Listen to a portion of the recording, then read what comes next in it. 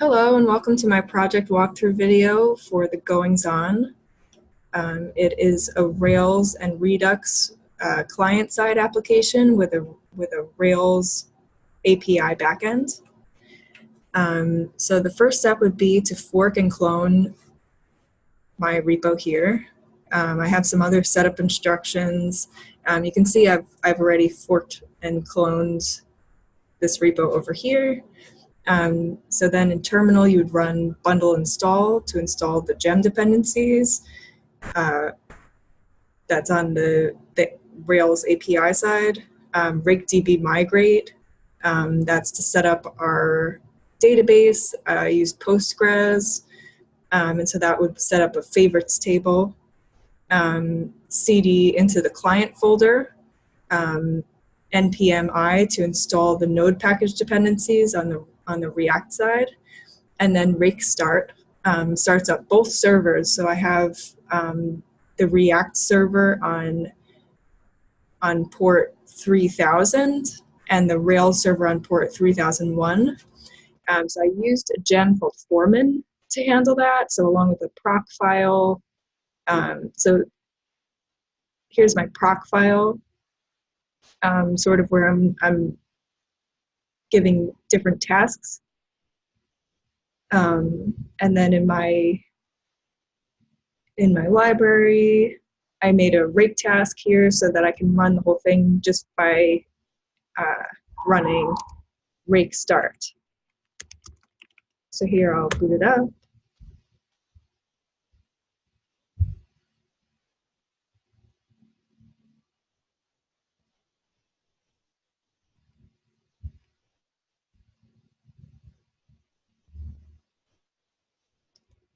Okay, so you can see on our homepage, we have options for different categories of natural events and status, ongoing or past.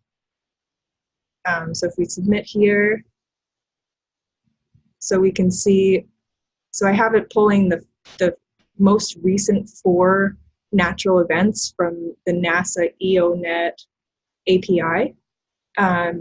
So here I have a little bit about that in my about page about NASA EONET API, and they actually have a pretty cool app that plots these events on a map called Worldview. And I used React Router to simulate different routes here because it's a one-page React application. And so here I can show you a little bit. Also, I made these favorite buttons. That's basically a check mark. And so this will add or delete different events from the favorites. So here, if I uncheck here and I go to favorites, it disappears from my favorites. Also, on the home page, it shows up already favorited if it's in my favorites. So let's say, I think that another one of my favorites is man-made in the past. So here it shows up already favorited. Okay, so I can show you a little bit of the flow over here. So basically, so I had set up my table migrations. So you can see if I go into config, well, so here are my roots actually. So, and then so,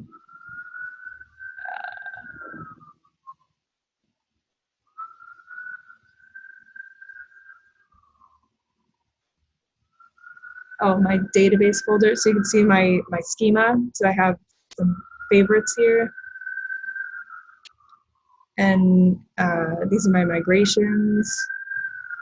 So I created events and then I dropped the events because I wound up not storing any of these events from just pulling from NASA API locally. I only locally store them if I favorite them. And then so marking them as favorites stores them, and unmarking it deletes them from the database. And then favorites just pulls from the database and shows all of the favorites that have been saved. Okay, so then to show you the flow of it here on the client side, I'll go into my client folder.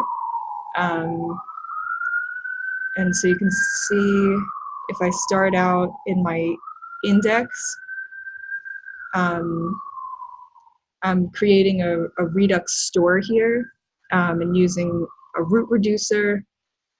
So I combined my events reducer and my favorites reducer together. And I'm using Thunk middleware, which allows me to call actions that are functions. So I did that a lot using fetch to fetch from my local from my local database favorites and from also the NASA API. And so yeah, so then I'm providing the store here in my provider and I'm rendering app. So then if we go to app, this is where I'm using React Router. And so I'm making different routes here. I also am fetching favorites here. So I'm connecting to the Redux store and fetching favorites when app mounts. And this is so I'm able to pass the favorites to the events container. Otherwise, when the events container is loaded through the router, it doesn't know what the favorites are. And I need it to know what the favorites are in order to maintain that information when it's starred or when it's not starred. Implementing that was actually pretty difficult. That was one of the more challenging parts of this project. I wound up making a faves algorithm here. And then so here I also use Bootstrap for styling. So I have a card deck. And so the card deck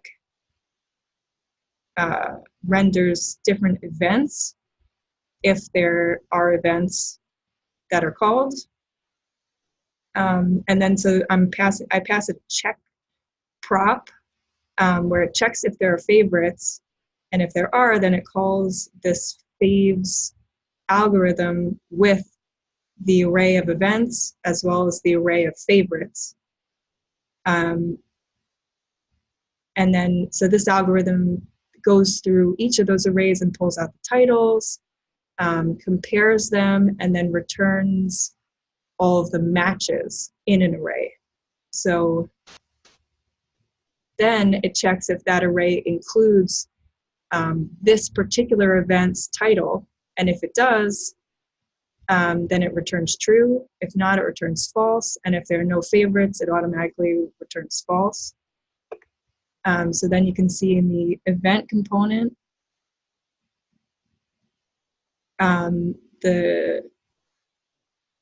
it's calling props check for the default check attribute of this star-shaped checkbox.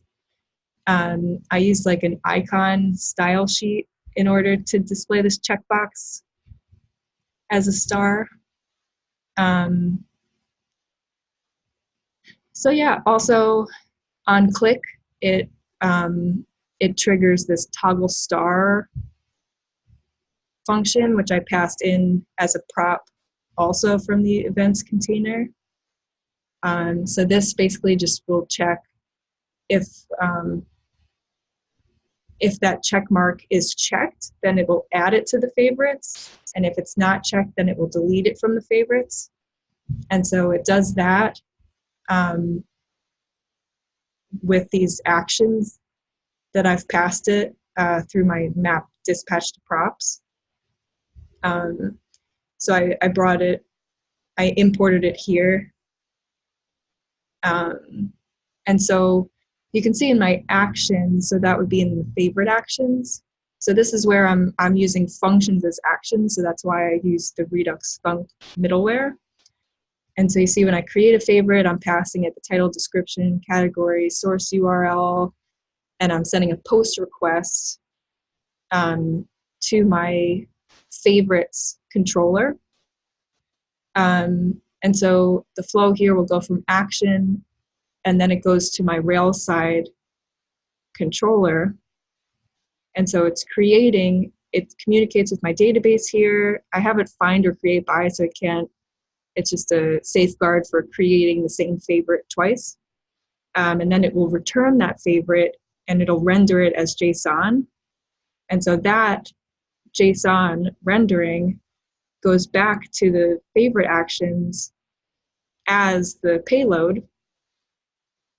And then it dispatches this action, create favorite along with the payload, to the reducer. And so, oh, I'm sorry, the reducer, which is here.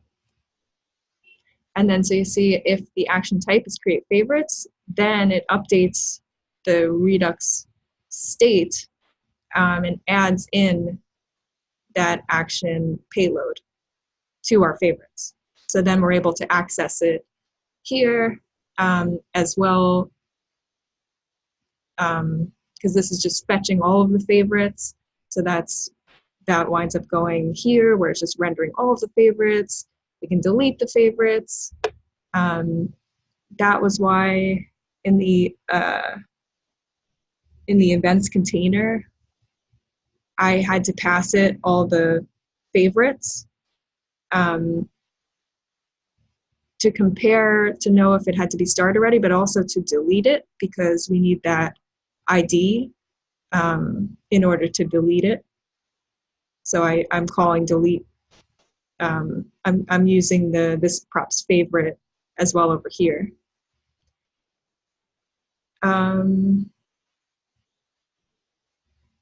So yeah, in my events form, I'm passing it fetch events.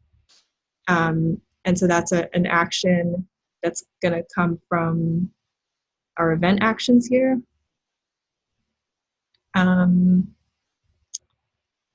So here what I'm doing, I'm passing it these params this way.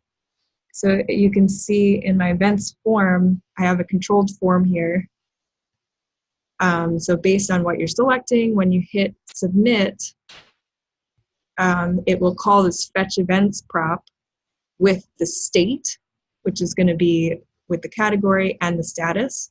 So then that state goes back to the action, and I can access these values as params then in my events controller. And so here I'm checking if the params are equal to all. I'm depending on what the params are, I'm changing the URLs that I'm using to access this NASA API, and I used REST client. And then also I'm rendering the JSON response yet again. And then so in my event actions, that's going to be my payload.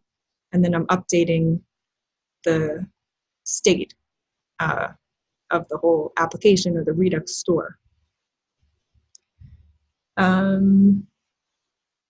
So yeah, I'm thinking if there's anything else to show you. In my nav bar, I use this, this link from React Router to simulate different